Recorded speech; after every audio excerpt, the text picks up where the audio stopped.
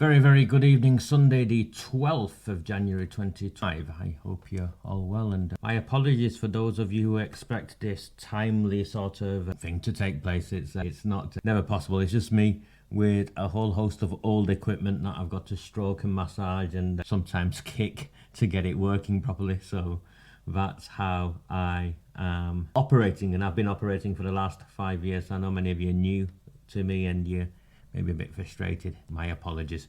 I am a one-person team who has hardly any idea of how most of this equipment works, which is why you could hear me rummaging around because I had the wrong speaker connected earlier. So I'm not thinking, why is that happening? For those of you who do not know who I am, my name is Raja Miah, and for the last 6 years I have been raising awareness of the scandal that is taking place in my hometown of Oldham. So I promised this evening that I would focus on the evidence. So that is what I plan to do. Let me bring some screen grabs up. If you do find value in my work, please do at the very least like. If you can't support me in any other way, then please consider liking the transmission. Please ask me any questions before I start going through what I've got. If you can, the super chats are there. I am 100% community funded, have been from the beginning. Some people ask me, well, he's making money out of it. I say, well, if you think I'm making money out of it, come and spend a week in my life and see for yourself whether it works like that. I would prefer you, if possible, there's a buy me a coffee link and a PayPal link because I tend to get more of the money that way than via YouTube. But whatever it is, I am eternally grateful for your support. I'm going to start with Andy Burnham's statement and Malcom Newsome's presentation at the launch of their assurance review. Remember, Andy Burnham last week came out and said he acknowledges his review was limited. Well, I want to now, because we've exposed it as a cover-up, and I'll go through that, but I want to go back to the time where he announced to the world the findings of his review. And I want to just play the first section for you because it's vitally important and we work our way back. How to read these? These are published completely online for free on the internet. If you type in recusant-9.com, you will find all of this on there, Arthur. It's been there from the beginning. So that is where you'll find it. And the subheading was, "Where politicians pursue power whilst our children are locked in rooms rented out by the hour." So and you can see this is from the 20th. Here we go. Publication is part 2 of the independent assurance review of the effectiveness of multi-agency responses to child sexual exploitation in Greater Manchester. And part 2 report concerns Oldham, as you know. So, if I may, just to introduce the panel to you. You'll be hearing them all.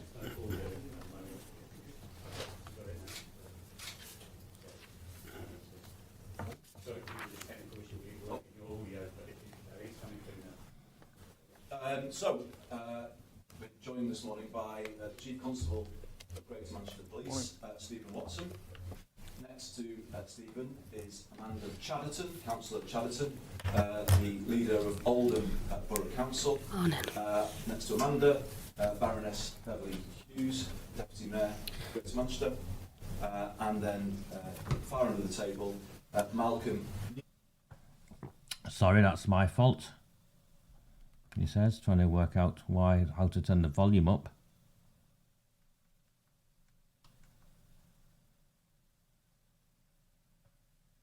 Newsome, CBE, and Gary Ridgway, our independent review team. And I'll invite Malcom to speak shortly.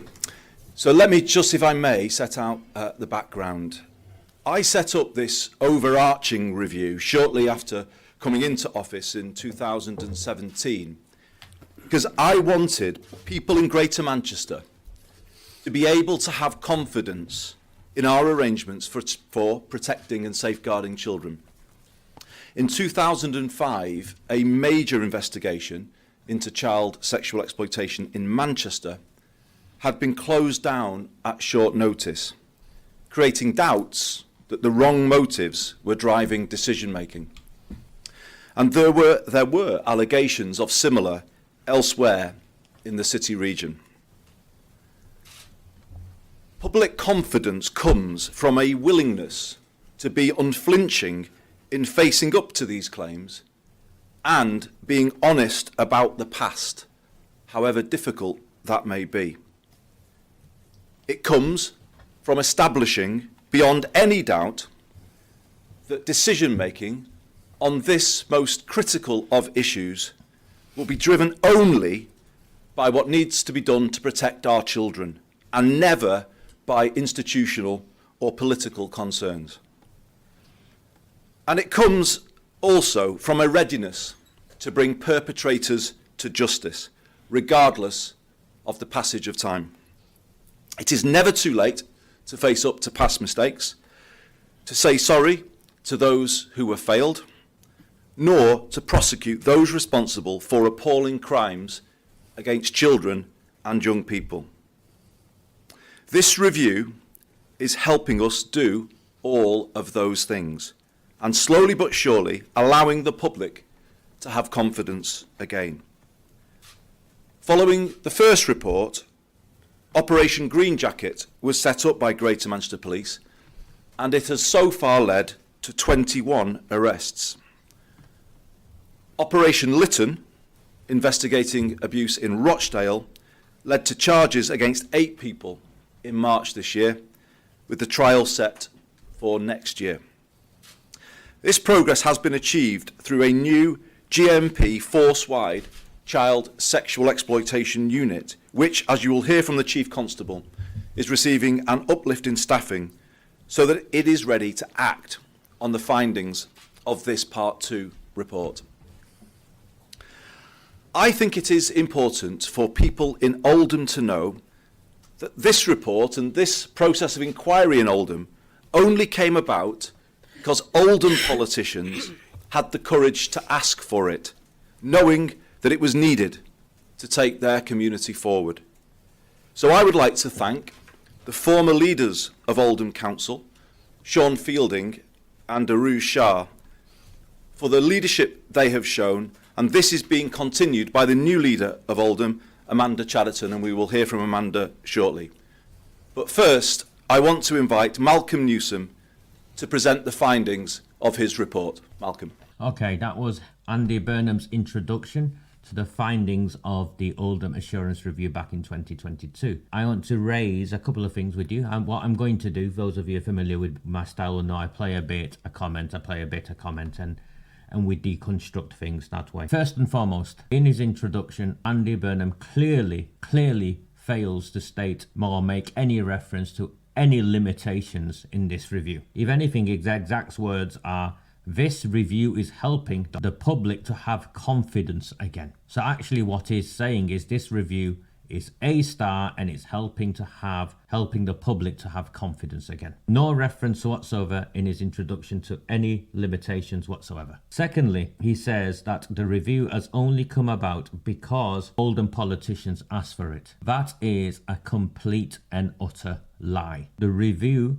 came about because of the relentless pressure by myself and a small number of people from my town who refused to remain silent to the cover-up of the grooming and gang rape of our town's children. And we detailed this cover-up, or I detailed this cover-up, taking part in a number of arenas. One was shisha bars, 2 children's home, taxi ranks, and so on. And what I also did, and I like how I've been written out of the history of this, but we've got a transmission recorded that was released in the past, and I'll play it again so you can see what happened and what these people tried to do.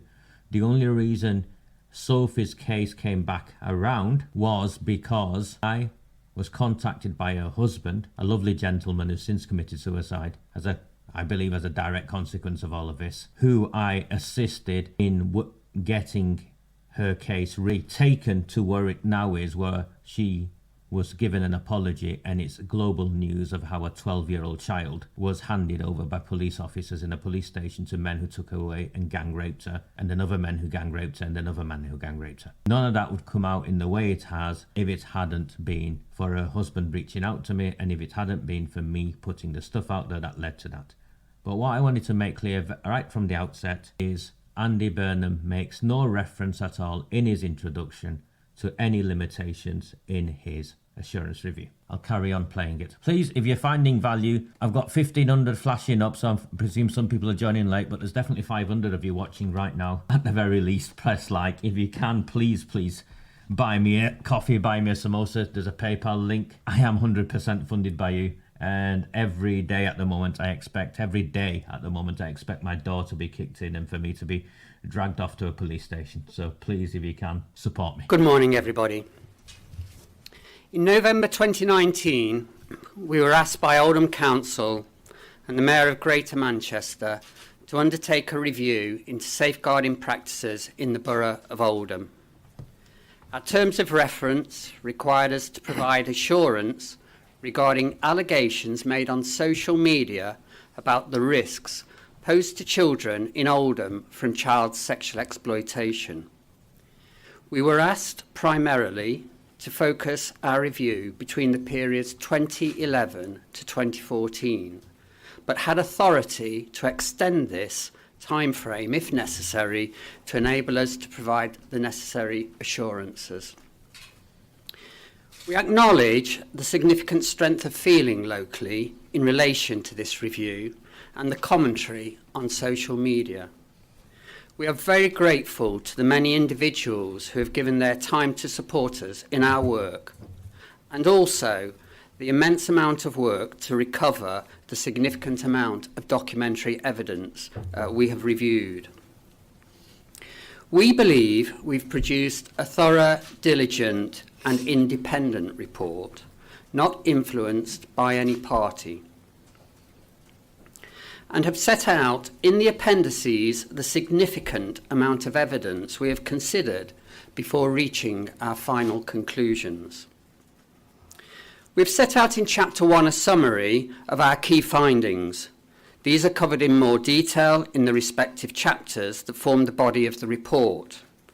Chapter 2 sets out our methodology and the timeline for bringing forward the report to publication. For legal reasons, our report also contains confidential appendices which will not be published. We've summarised the conclusions of these confidential sections in our published report. I'll now turn to our key messages. We have found that throughout this period, the specialist services tackling child sexual exploitation provided by Oldham Council and Greater Manchester Police were strategically ahead of those available in many other local authorities at the time. However, these did not always translate at an operational level into the effective safeguarding of children experiencing sexual exploitation. Our own review of a sample of children has exposed significant failings in the protection provided by the statutory authorities to those children. We understand that Oldham Council and Greater Manchester Police have agreed to review the management of these cases to consider whether any further action can now be taken in respect of the men who exploited these children. We have been provided with no evidence to support the allegations circulated on social media to suggest that senior managers or councillors sought to cover up either the existence of child sexual exploitation in Oldham or the complexity involved in tackling the perpetrators. Okay, I'll stop it there for a minute. That's Malcom Newsome, the so-called expert. There's another one called Gary Ridgway. I believe that their careers are now over as a consequence of what they did here in Oldham. He makes reference to confidential appendices. The confidential appendices include details of the 10 samples that they used. So what they did was they sampled 10 children in Oldham in the 3-year long report. 10 children. In the small print of the report that we can see, so the sample of what happened to these children is hidden. The extensive details of what happened to the 10 children that they sampled is hidden. I've spoken to, I think, at least one, if not 3 of these, but definitely I've spoken to one extensively. I have her testimony. I will share her testimony online again so you can all hear it. He claims, and immediately starts by claiming, that the practice in Oldham was strategically ahead of other places. At no point in that report does it say which other places or how it was strategically ahead, but what he admits to as an afterthought is that whilst they might have been strategically ahead, what was happening on the ground was not the same. He also is keen to say that there is no evidence of a cover-up, even though his terms of reference did not include going out to find evidence of a cover-up. It's like me saying to you that the kebab shop at the top of the road where I go to, and I'm coming back and say, no, they didn't have any chow mein. You've sent me to the wrong place to get the wrong thing. This is the British civil service for you, operating in full flow, in public, right in front of you. And I want to play this. Don't worry, I'm not playing all of it. I'm not playing the full 1.5 hours. There's just Malcom Newsome's introductory summary I want to play, because it's vital you hear this, and it's vital you make your mind up as to what he is saying, rather than just me interpreting it. And if I'm interpreting something wrong, please ask me the question. If you're not understanding what I'm saying, please ask me the question and I will explain it to you. Because today, well, if Andy Burnham's career isn't over, then Jim McMahon's career most definitely is. Turn to shisha bars now. A robust approach was taken by Oldham Council and Greater Manchester Police to the emerging threat of child sexual exploitation posed by shisha bars between 2011 and 2014.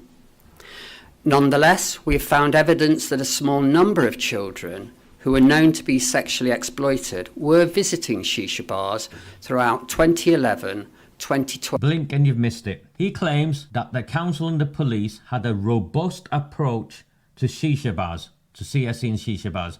That's what we released information. We'll get to the information later, the evidence later. But he's claimed there was a robust approach by both the council and the police to reports of CSE and shisha bars between 2011 to 2014. That's in 3 years. However, in the very next sentence, he clearly states that a small number of children were being exploited in these shisha bars in 2011, in 2012, in 2013. So how can you have a robust approach to children getting gang raped in shisha bars over a 3-year period if throughout that 3-year period children were getting gang raped in shisha bars? Do I need to have a posh plum accent to convince you in the same way he's trying to convince you? My apologies with my northern working class accent isn't convincing enough for you. How can you have a robust approach to reports of child sex exploitation in shisha bars between 2011 to 2014 if children were continuing to be groomed and gang raped in 2011, in 2012, in 2013? Am I a liar now? Do you see how they twisted the report? Am I a liar now? Because that's the main thing I expose first and foremost. Children being dragged off the streets. Remember I said that, being dragged off the streets in broad daylight. He also says, such a scumbag thing to say, a small number. If it was his child, it wouldn't be a small number, would it? What it omits clarifying is what that small number is. Because I've come across evidence that in the period of 2011 to 2013, in the period of this review, up to 2014, so in the period of this review, the number of referrals made, safeguarding referrals made to social services in Oldham Council was 11,000. 11,000. And I will evidence you exactly where I get the 11,000 from before we finish this evening. Of course, we do not know how many of those 11,000 were gang raped by members of the Pakistani rape gangs, nor do we know how many of those 11,000 were in any way intervened by the police or the authorities who took steps to safeguard them or not. We know nothing. Just the 11,000 figures have got. A colluded with Oldham Council in not highlighting the potential threat presented by shisha bars. Quite to the contrary, we've seen clear evidence that journalist A appropriately challenged and scrutinised the position held by both Oldham Council and Greater Manchester Police, and continued to investigate the story which was eventually broadcast by the BBC. Journalist A is a man called Kevin Fitzpatrick. He comes from the powerful Fitzpatrick family in the Labour Party. Apparently, according to Newsome, there's clear evidence that he appropriately challenged. That is absolute nonsense. And then he went on to report it. He did go on to report it many months later as part of a wider piece to do with shisha bars across Greater Manchester, not the specific allegations he was informed of at the time in Oldham. So you can see straight away, again, how Malcom Newsome is being evasive with the truth. Clear evidence that he appropriately challenged. Well, what's appropriately challenged? What is the clear evidence of appropriately challenging? Is it this? I'll bring up the original before I use the yellow highlighter on it. You'll have all seen it with the yellow highlighter, I'm sure. This is the actual original. This is me photographing it. This is the original email before it was all highlighted. You can see Kevin Fitzpatrick's name there. The bit I want to show you in terms of appropriately challenged, look at the second to last paragraph. I want to make it clear that when I said I would stop pursuing the CSE story about the private clubs, that is what I did. I want to make it clear that when I said I would stop pursuing the CSE story about the private clubs, that is what I did. Does that sound like it was appropriately challenged? Of course not. I feel my integrity is being questioned, so I hope this puts the record straight. I have always had a good relationship with your communications team and would be very disappointed if your misunderstanding damaged the trust between us. Is that appropriately challenged? Look at the paragraph, the third paragraph at the top. On this basis, I agreed to hold any story on the private clubs for the time being. I have been true to my word. Is that appropriately challenged? We agreed not to broadcast anything after you told us that knowledge about the activities at these clubs was very limited and you were concerned about tensions in the town ahead of Lee Rigby's funeral. Is that appropriately challenged? Vermate, here's Jim McMahon's name. I can't put it up on the screen at once for some reason. It's just, I'm sorry, mate. It's there. That's the email. So that is the email that he is claiming journalist A, which is this one, appropriately challenged the leader of the council and Oldham Council. Okay, carry on with the video. Residential care homes. We've been provided with no evidence to suggest there was widespread sexual exploitation of children in residential settings in Oldham. There is evidence that some children in residential settings were being exposed to child sexual exploitation. Some of these children had suffered this abuse prior to their admission. There is also evidence that some children who had not been exposed to sexual exploitation were drawn into it through the encouragement of other residents. However, the evidence suggests that residential staff worked in a professional and supportive way with these children to win their trust and protect them as far as possible from further abuse. We have concluded that there were, throughout this period, legitimate concerns on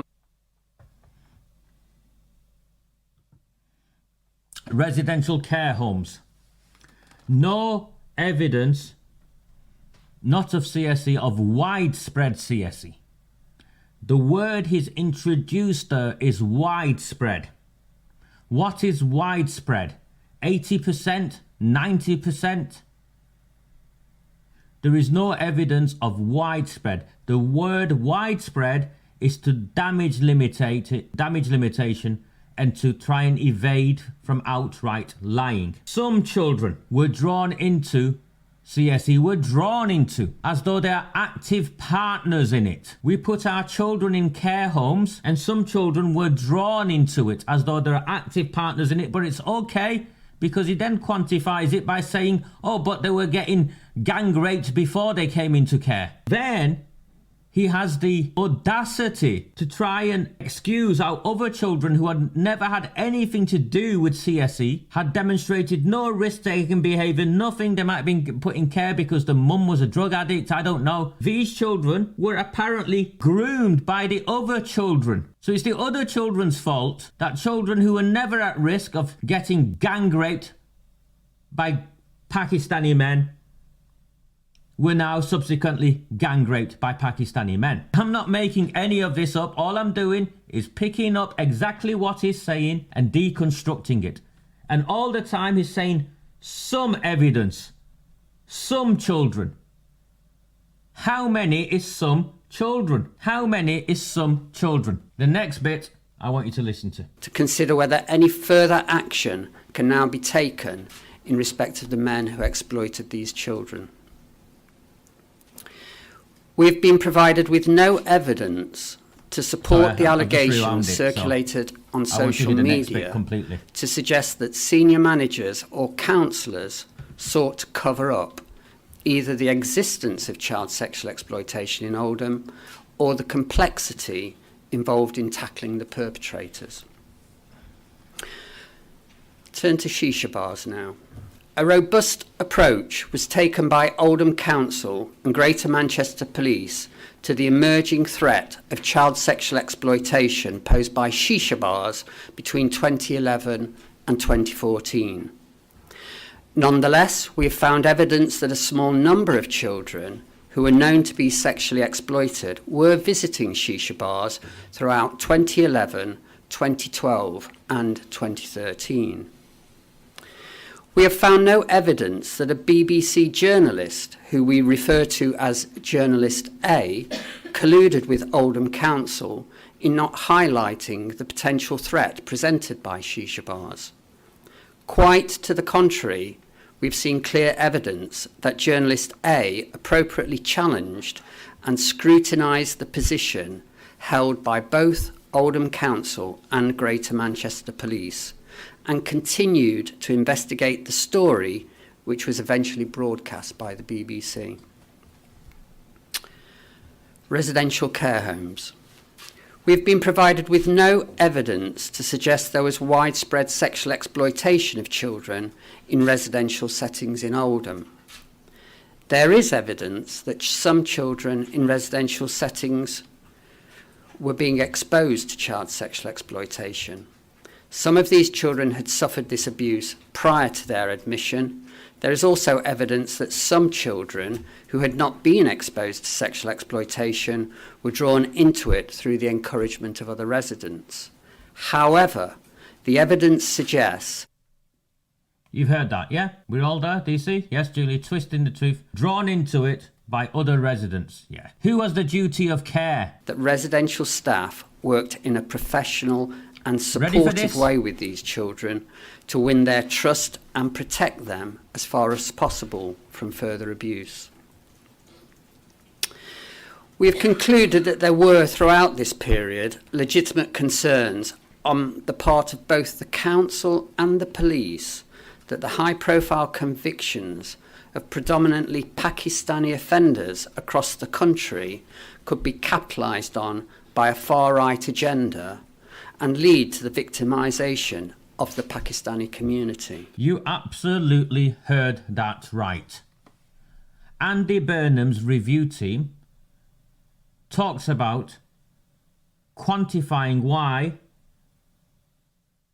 these children weren't being protected because of legitimate concerns of the high-profile convictions which could result in the demonization of the Pakistani community. They put first and foremost, the police and the council, you heard it there, word for word, you heard it. They put the feelings of a community that they didn't even ask, by the way, so we're clear. I'm not blaming the Pakistani community for this. They put the feelings of what they felt was the upset it might cause to the wider Pakistani community ahead of going after the Pakistani rape gangs. Well, what made them legitimate concerns? Had the local mosque been burnt down? No. Was one of the Asian taxi drivers stopped and battered and dragged out of his car because he might have been a groomer? No. What were the legitimate concerns? And in what world is any concern applicable not to go out and arrest men who gang rape little girls? Social cohesion and far-right activity had been a consistent focus of the public authorities in Oldham since the 2001 riots. However, it is clear from all the evidence we have seen that the council and its partners in no way avoided addressing this and in fact saw successful disruption and prosecution as the route to winning the confidence of all communities in Oldham. So apparently, even though these legitimate concerns were there, it didn't stop us from doing our jobs. We still went after them for successful prosecutions and closing them down. Well, how many successful prosecutions were there? I can't find one. How many successful prosecutions were there?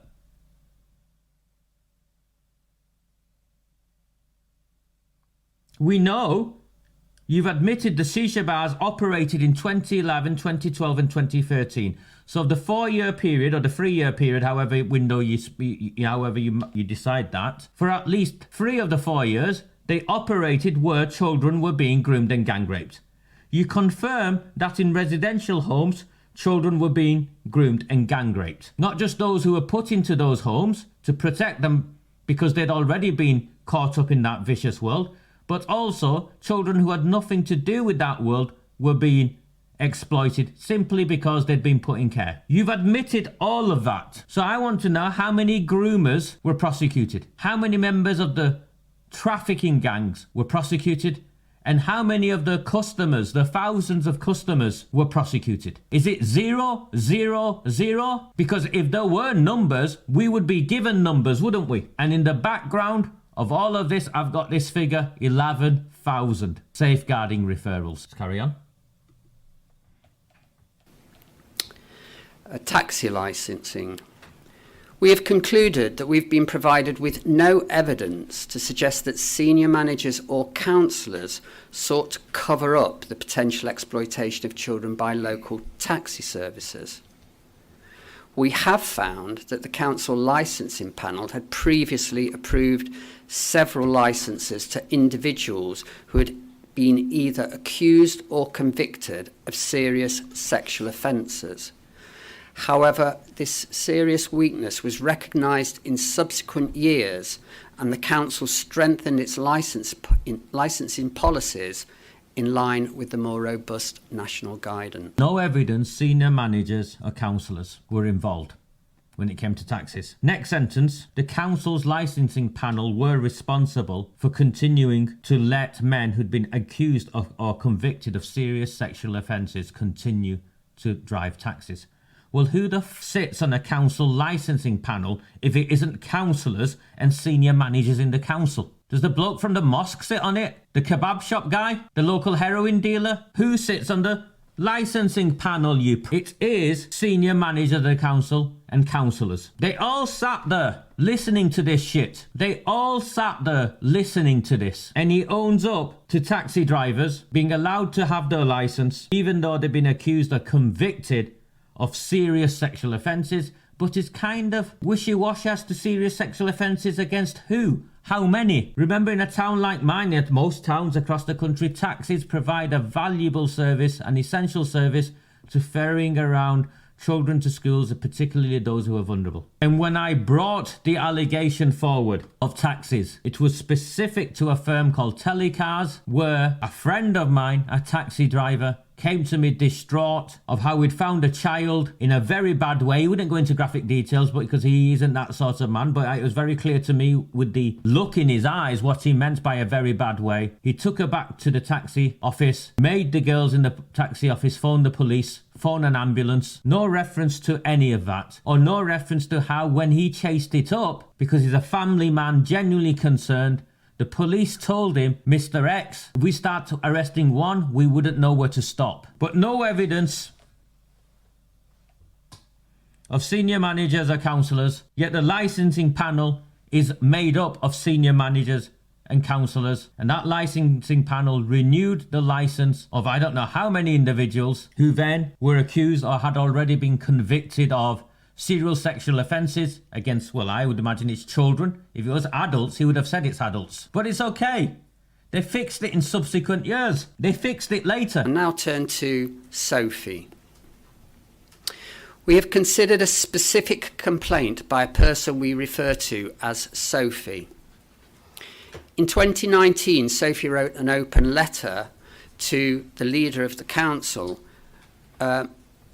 And in summary, this letter contained serious allegations that Sophie was subjected to profound sexual exploitation, and that Oldham Council and Greater Manchester Police failed in their duties to protect her.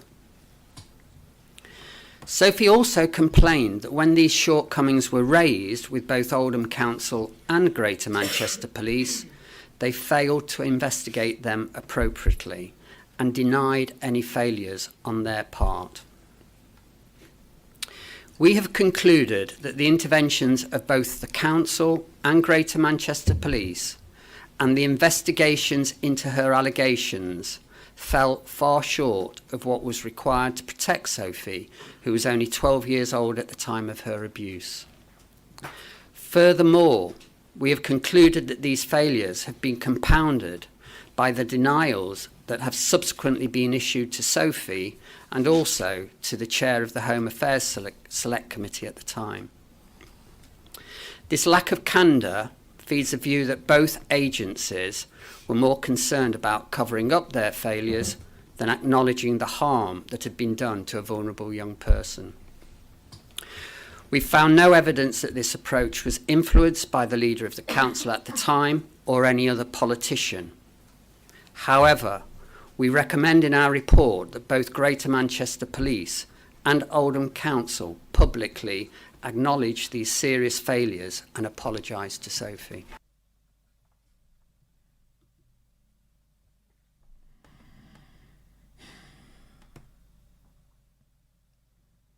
He owns up that the gang rape of a 12-year-old child who then went crying to the police and the council, duty of care, he owns up that they need to apologise. So he owns up to that element. What he makes reference to is the less of candid nature, which means dishonesty.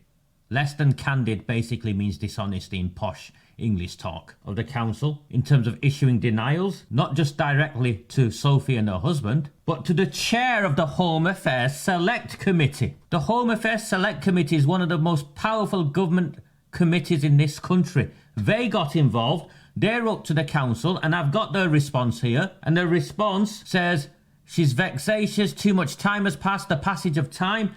And now what he's saying, what Newsome is saying, oh no, there's no evidence that the leader of the council was involved. As if the leader of the council wouldn't be involved in writing back to the most powerful government committee in this country. As if that never crossed his desk. It's inconceivable. It's absolutely inconceivable. And the leader of the council was Jim McMahon, who is now senior minister, a minister of state in His Majesty's government. But they've seen no evidence. Did they even go looking for the evidence? Did they ask McMahon when they interviewed him, were you aware of this case? Were you aware that the Home Affairs Select Committee had written? Who did the Home Affairs Select Committee write to? Where is that email? Hidden, hidden, hidden. Cases of known offenders previously employed within Oldham Council, and we also considered councillors and others with positions in the council against whom serious allegations have been made. While we have included as much information as possible in our published report, for legal reasons, we have placed some of the detail of our findings in a confidential appendix and have put our conclusions in the published report. We have concluded that there were a number of failings in the investigation of these cases, and these are set out in our report. I'll now turn to Offender A. A man we have called Offender A worked. Offender A is Shabir Ahmed, the ringleader of the Rochdale grooming gang. For Oldham Council between 1988 and 2006 as a welfare rights officer. In 2012, he was sentenced to 19 years imprisonment for serious offences relating to child sexual exploitation. And in June 2012, he was found guilty of a further 30 rape charges and was jailed for an additional 22 years. We have concluded that there were serious multiple failures by both Greater Manchester Police and Oldham Council to follow the procedures in place to investigate the threat he presented to children between 2005 and 2012.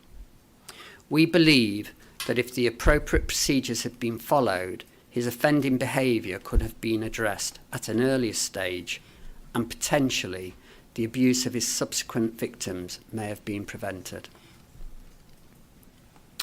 We have also considered the matter of a councillor. So they accept that a man who worked for Oldham Council for 18 years, the council and the police should have intervened against him earlier. Serious multiple failures between 2005 and 2012. For 7 years, the police and the council covered up for Shabir Daddy Ahmed. And if they'd arrested him earlier, then the likelihood, well, what do you mean the likelihood? Of course. If they'd arrested him earlier, how can you go and rape 30 other children, or whatever it was, after that period, if they'd arrested him first? He'd have been in prison. If he's in prison, he can't rape those other children, can he? It's a given. Not possibly. It's a given. What he omits standing there is that Shabir Daddy Ahmed was a prominent member of the Labour Party in the town who to this day has associates in the council chamber who is well known to, he would have called friends at the time. There are councillors sat in that council chamber who were friends with this man. Why do you think the police and the council looked the other way for 7 years? We have called Councillor V, and the allegation on social media that he was victimised following the sharing of sensitive information in respect of shisha bars. We've concluded that there was a legitimate concern by both the leader of the council and the Police and Crime Commissioner at the time that confidential information had been inappropriately shared with a third party by Councillor V. We do not therefore believe that there were grounds to support the allegation that Councillor V had been victimised. He just read that out. He just read that out as though it means nothing. Councillor V is a man called Councillor Hughie MacDonald. Councillor Hughie MacDonald did release confidential materials. That confidential material was to warn an agency that worked with vulnerable children to be careful of the shisha bars and to warn their staff. But he's okay. How dare he share legitimate concerns? You get what you've asked for. You got what you deserved. You got sacked. You deserve to get sacked for trying to safeguard children. It's okay that McMahon, the leader of the council, and the Police and Crime Commissioner, Tony Lloyd, who now is, Dantic, the former Rochdale MP, has come out openly and said he was warned off doing anything about the rape gangs in case he would lose votes. That's what the Police and Crime Commissioner at the time of all of it told Dantic. So Tony Lloyd, who's now dead, warned off Simon Dantic, the former Rochdale MP, and now the Police and Crime Commissioner Tony Lloyd is working in partnership here, as all but admitted by Malcom Newsome. Police and Crime Commissioner and the leader of the council did not victimise him. They just, because how dare he got what he asked for. How dare Hughie MacDonald, a 20-year councillor, probably more from what I can remember, chief magistrate in the town at one time for 15 years or more, how dare he try and save children? How dare he? Indeed, he was sacked before he cared. Finally, we also reviewed the matter of another councillor we call Councillor Z, and the allegation that he was punished for being a whistleblower. We believe that there were some inconsistencies and false assumptions in the report produced by an independent law firm into the standards complaint made against Councillor Z. We acknowledge, however, that the law firm acted in good faith and that the council was not responsible for the content of the independent investigation report or in any position to require the independent investigator to reconsider or amend their view. This is something straight out of Yes Minister, or Yes Prime Minister. There were some inconsistencies and false reports, so that means there were lies. So the council hired an independent law firm to investigate the concerns raised by a whistleblower. That guy's name is Kaiser Raymond. Some inconsistencies and false reports by the law firm. So the law firm lied, but it's okay, they acted in good faith. And anyway, in any case, it wasn't for the council to check to see whether the evidence, the report presented by the firm they hired was telling the truth or not. It would be funny if it wasn't serious, yes? All of this would be funny if it wasn't serious. This is meant to be an expert investigator.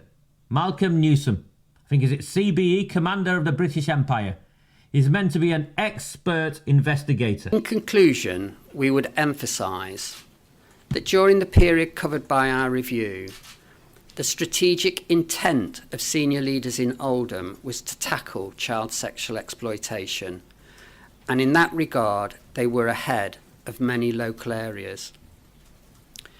Nonetheless, our report has uncovered historic failings in the protection offered to specific vulnerable children at that time. There remains an opportunity for Greater Manchester Police and Oldham Council to now work with Sophie and the other survivors we have highlighted in our report to ensure that every opportunity is taken to bring the perpetrators who abuse them to justice. Thank you.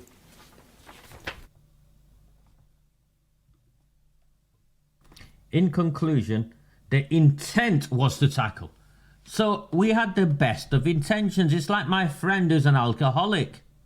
He goes out, Raja had the best of intentions not to go and get drunk.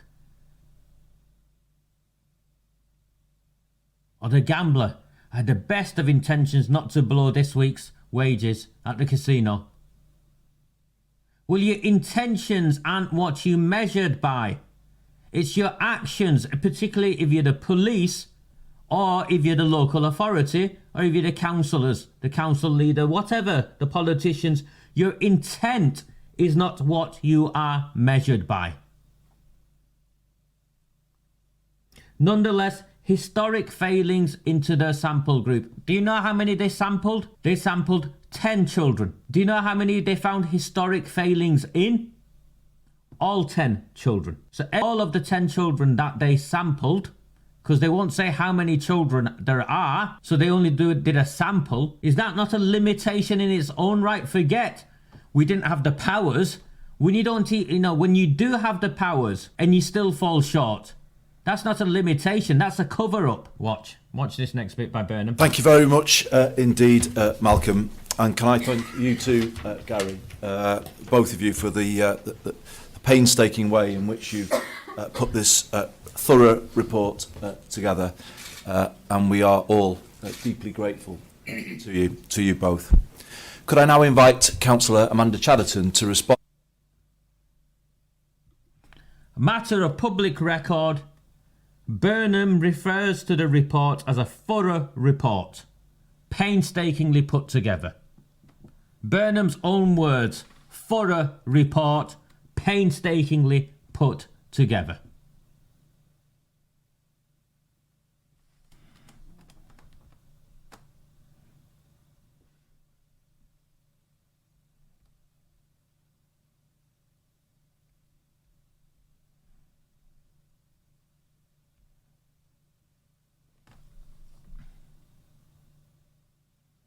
As a consequence of that report, painstakingly put together, that we've now ripped apart to pieces, Debbie Abrahams, Jim McMahon and Angela Rayner released the following statement in response to the publication of the Oldham Independent Assurance Review. That is on parliamentary letterhead. You can see it there, that's on parliamentary letterhead. So the report has helped cover up what's took place, and immediately the politicians involved in the town used the report to issue this statement on parliamentary letterhead. This is one of the most comprehensive safeguarding reviews undertaken. Outright lie. And we welcome the recognition of the progress that was made in Oldham in shining a light on, disrupting and tackling child sexual exploitation and raising awareness to increase reporting. It is an uncomfortable and disturbing fact that abuse takes place in every city, town and village, and Oldham is not immune from that. The vast majority of victims are well supported, and professionals are working hard to meet increasing demand and changes to the nature and pattern of abuse as it develops. However, the report is clear that not all victims receive the support they deserve, and one victim let down is one too many. Well, you don't say how many victims were let down, do you? and you continue with this nonsense. Our priority, as in the priority of Debbie Abrams, Jim McMahon and Angela Rayner, has always been supporting the victims, and as MPs will continue to support victims' right to justice when the system fails short. All three of these MPs, well, Rayner abstained, but the other two voted against a public inquiry. So how they are supporting victims' rights to justice, I do not know. Today's independent review identifies that whilst these incidences are not current cases, there is still work to be done in ensuring offenders face the full force of the law, and the passage of time should not be a barrier to justice. Well, McMahon's counsel wrote back a letter to the Home Affairs Committee making specific reference to the barrier to the passage of time as being a barrier to justice, and I'll bring that up in a moment. This independent review also addressed head-on the false and often politically motivated conspiracy theories that claimed grooming gangs were operating under the protection of senior politicians.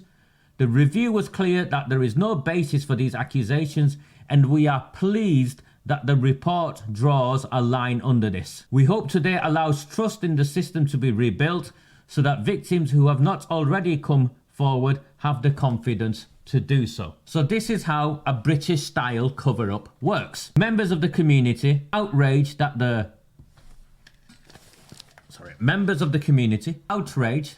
children have been groomed and gang raped have got to fight for an investigation to take place. The leader of Oldham Council at the time, Sean Fielding, stands up in the council chamber and repeatedly shouts barefaced lies. Eventually forced to do something after he sends letters to the employers of people who are objecting, trying to have them sacked, launching a police operation called Operation Hexagon to go after members of the public, including me. He goes to his friend, the Greater Manchester Mayor, Andy Burnham, who agrees to conduct an assurance review. That assurance review's terms of references are so rigged, it is unlikely to find anything. And even what it does find, when the report comes out, the lead investigator, Malcom Newsome, stands up and presents something in such a way where if you listen carefully, you can find how it is nothing but a cover-up. The mayor thanks him as though it's a thorough report, and the MPs who are at risk issue a statement on parliamentary letter-headed paper claiming that it's the most comprehensive safeguarding review undertaken, one of the most comprehensive safeguarding reviews undertaken, and it addresses head-on the false and politically motivated conspiracy theories